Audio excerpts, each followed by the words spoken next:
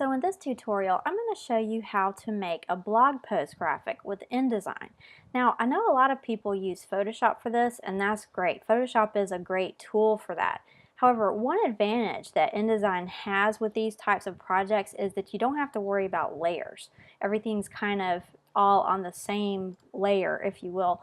And it's also quick and easy to export web-ready graphics straight from your layout here. This is actually how I've done the post graphics on my blog as well.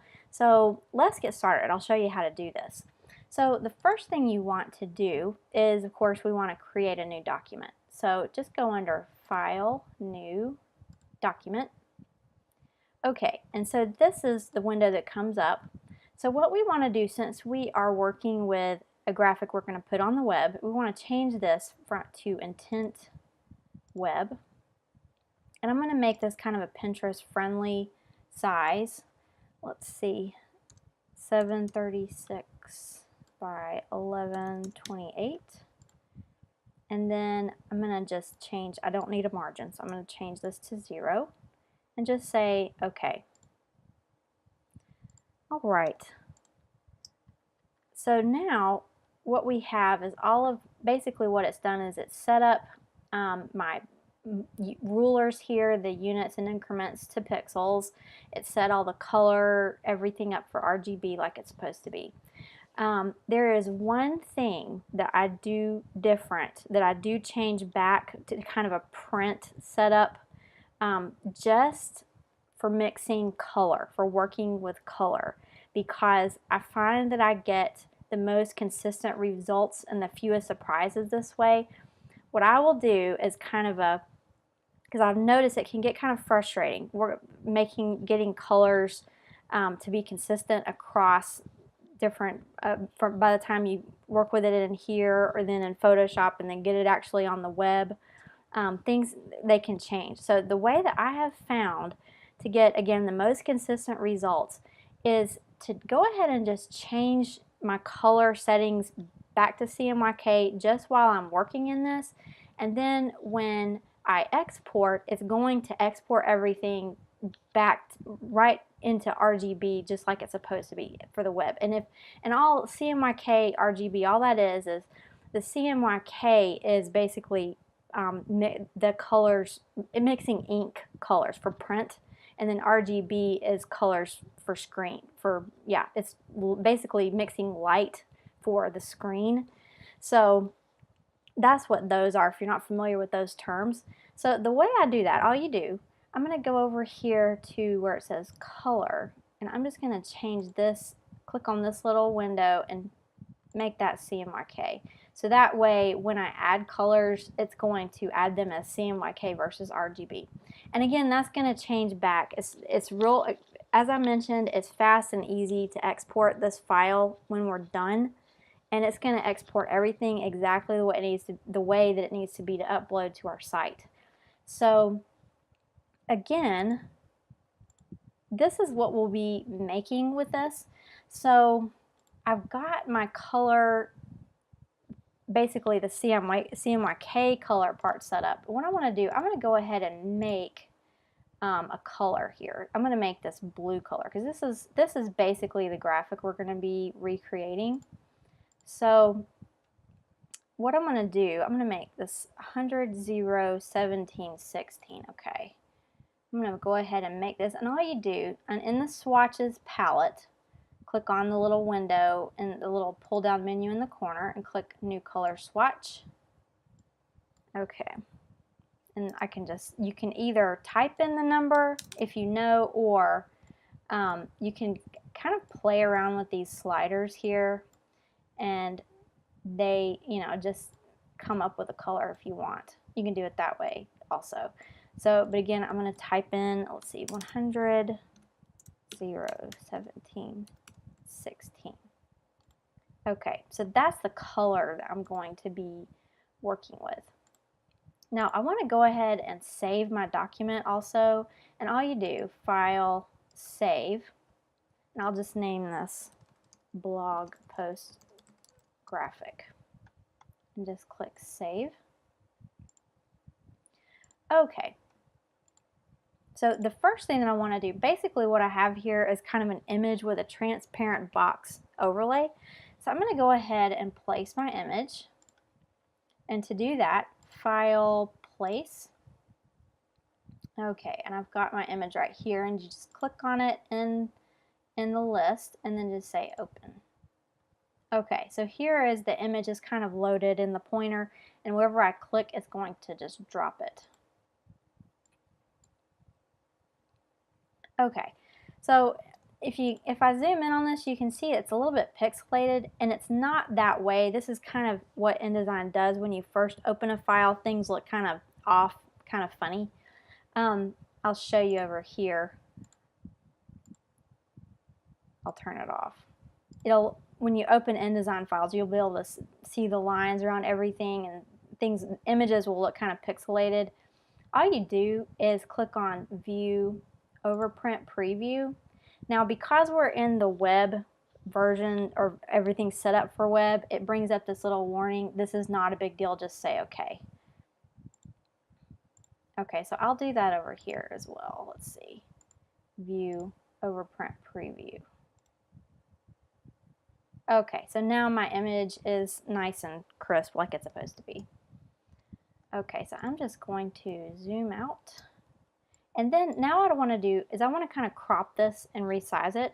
So cropping in InDesign is extremely simple. All you have to do is with this black arrow tool, click on one of the corners here on the image and just kind of drag in to crop. Okay, and then I'm going to resize this some.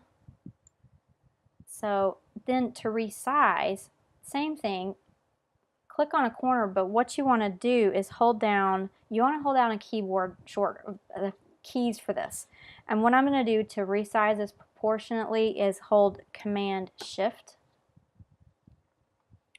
And so just kind of click and drag the corner, and it's going to resize.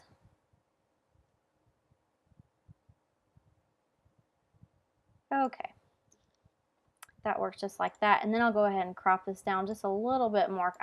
This is what happens when you hold nothing down, is no keys on the keyboard, is it kind of crops the image. Okay. All right, so now I've got my image there. Now what I want to do is I'll go ahead and save. Just File, Save. And then now I want to make this kind of a transparent box. So I'm going to go back, and all you do to make your box is click on the rectangle tool. Now right here, this is showing me what is going to, like when I draw this, I'll go ahead and show you. It's showing me that it's going to have a blue line and no fill. Right here is what this is showing me. I want this, let's see, I'm going to go ahead, I'm going to delete this, and let's do this again. I'm going to draw this on, I'm just going to turn that line off, and then go ahead, let's see. Just click and drag and make the box. And then in the swatches palette, right here, these little boxes right here, this means the one on the top, that means that's the fill. So when I click that, with that selected, whatever color I click, that's going to make the fill.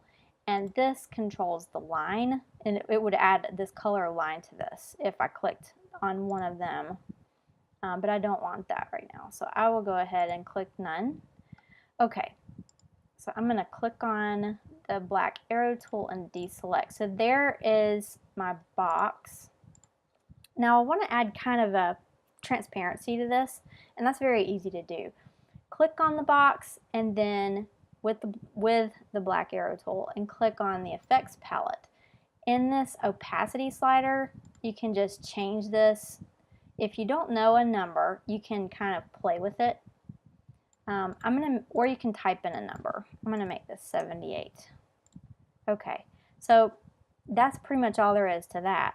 Now, what I've got is I've got some text and I've got some lines. So I'm going to go ahead and format my text. And I'll do save in. Now, okay, so to make your text, click on the type tool and just all you have to do is draw a text box and then just start typing and then format your text.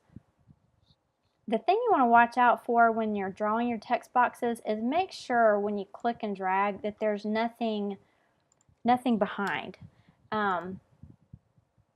If you notice when I have the type tool selected and I hover over this blue box, my cursor changes to where it has a circle around it.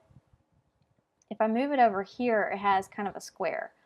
It's going to do that when there's nothing behind, and that's what you want to make sure, is just to kind of make it simple when you're drawing. You don't want to accidentally, because if I went on ahead and clicked right now, it would just start kind of typing inside of this text box, and or inside of this blue box, and I don't want that. So I'm just going to click out here, click and drag, and draw a text box, and then just start typing. I think that's what that says, top 10. Okay, that's kind of small. So I'm going to highlight and then go ahead and start formatting this.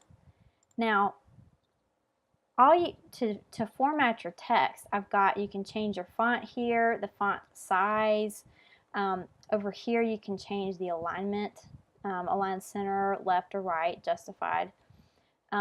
Right now, let's see, I'm going to change this font. You can either type in a font or you can use the pull down menu, and it's got a sample of each font to the right.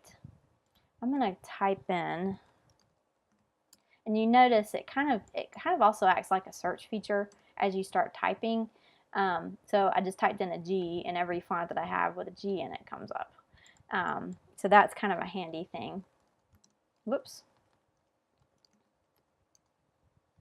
I want Gotham light. And then I'm going to make this bigger. This is the font size area. Just change that. And then I also want to make this all caps. And I want to make this aligned center. Right now, you can see in the text box it's kind of to the left, and I'm going to change that to center. Just kind of click and highlight and then click center. And then I'm going to move it onto. Now, I'll just show you, you can also resize your text box, kind of like we cropped. You can, with the image, you can resize your text box that way with the black arrow tool if you click on one of the little corners here. Okay, so I kind of like to make them the width that kind of centers the box, the whole text box inside of the blue box here. So I need to make this white. So I click on the type tool again, highlight, and go into the swatches palette and make sure that the fill now is the one on the top. Make sure that is on the top, and then, or that's, you know, whichever, like if I click on this and make this one, bring this one to the front, it would, and I click on this, it would add a line, but I don't want to do that. So I'm going to click on that one, make sure that's on the front, and then click paper. Okay. Okay, now one little tip, I can't really see my text box very good. I can change the color of that. The way you do that is go into the layers palette and double click and then just change this color, green. Okay, so now I can see that. Okay, so now I'm going to keep on. I'll go ahead and save again. Okay, so I need some text that says kitchen design. So you can do this, all you have to do, I don't have to reformat this from scratch. I can kind of copy and paste, and it's going to keep the formatting, and then I can just kind of adjust. So I'm going to, you can either do that in edit, copy, edit, paste, or you can do Command C, Command V on the keyboard, and that's Control C, Control V on the PC. So I'm going to make this text box a little bit bigger. Type tool.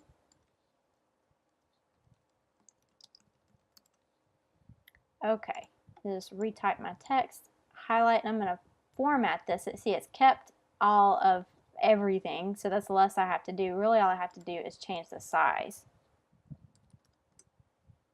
And I'm going to make this is the line height.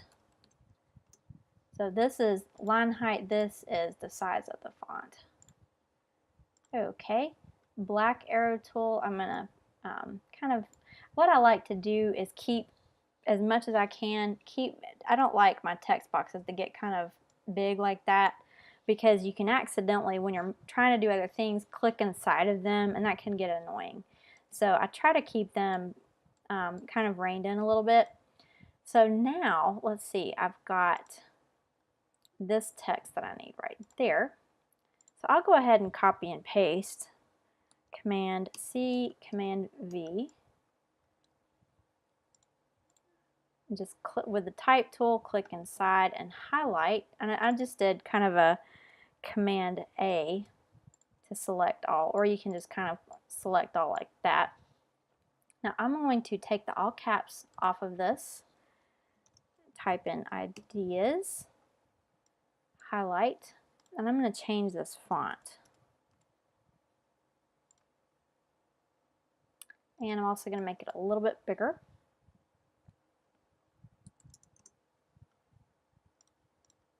Okay, now with the black arrow tool, I just resize the text box a little bit. Now I've got one more. Just click on it and copy and paste.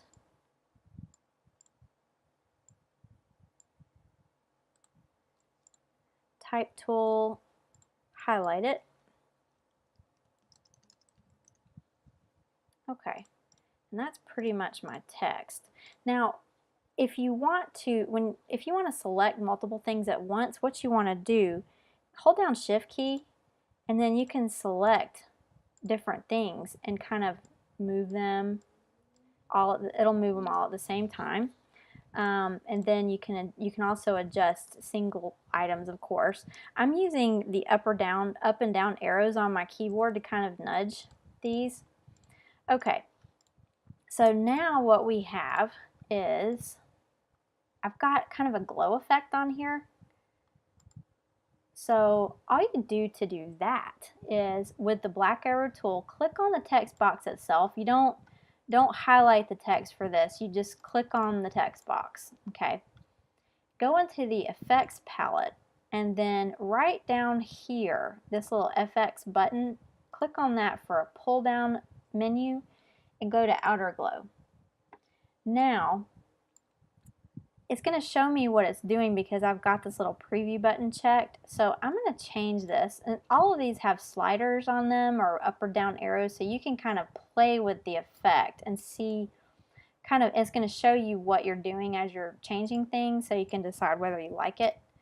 So if you don't know, let's see, I'm going to make that bigger.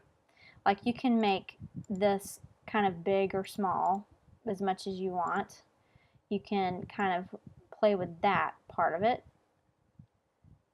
So again, you can kind of play with it until you're happy with it, and just say okay. Same thing on this. Just click on it in the effects palette. Click on FX, outer glow. Same thing. I'm just going to change this to 100, 9, 16.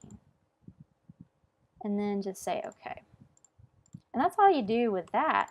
Now, the only other thing that we have, I'll go ahead and save again.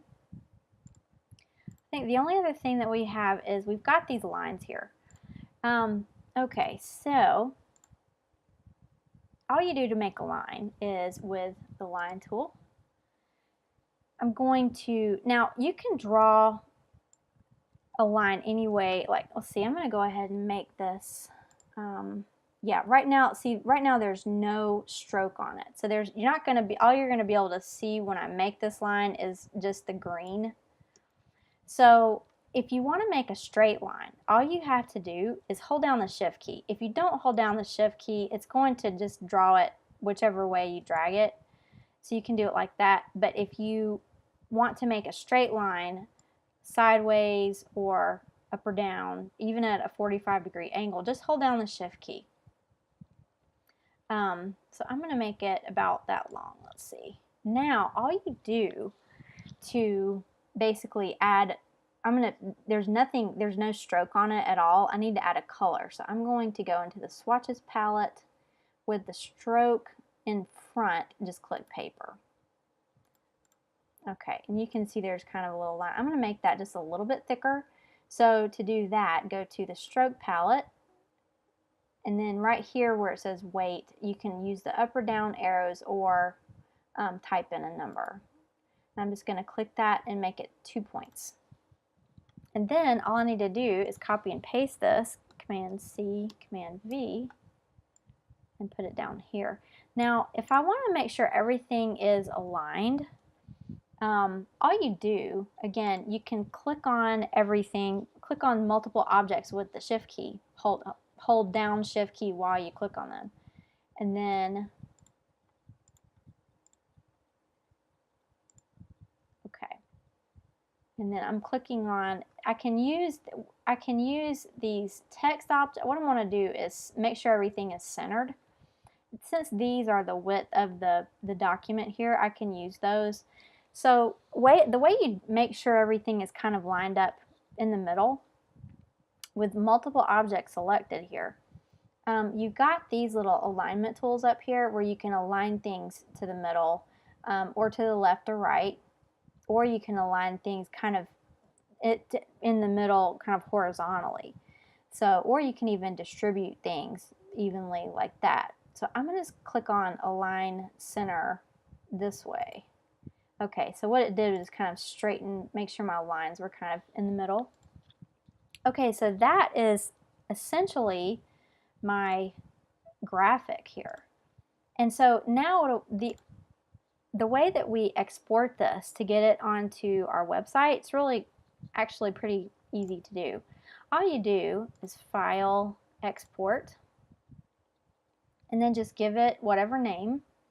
And right here, you just want to make sure this says JPEG. You can export this as a PDF or other things, but we want JPEG right now. And then just click Save. Now, this right here is just range means the page number. That's all that means is the page number.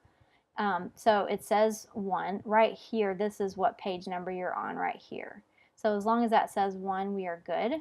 And this is all correct. You want this to be at 72 to make sure it stays at that size that we set it up at. Because if you make that bigger, it's going to change the pixels and make the pixels more or something. So just leave it at 72 and we're good. Just say export. Okay, and then what I'll do is go to my folder and I've got my graphic right here. I'll just open it up. And there it is. It's ready to go onto the website. Again, just this file right here, just upload it straight to your site and you're good.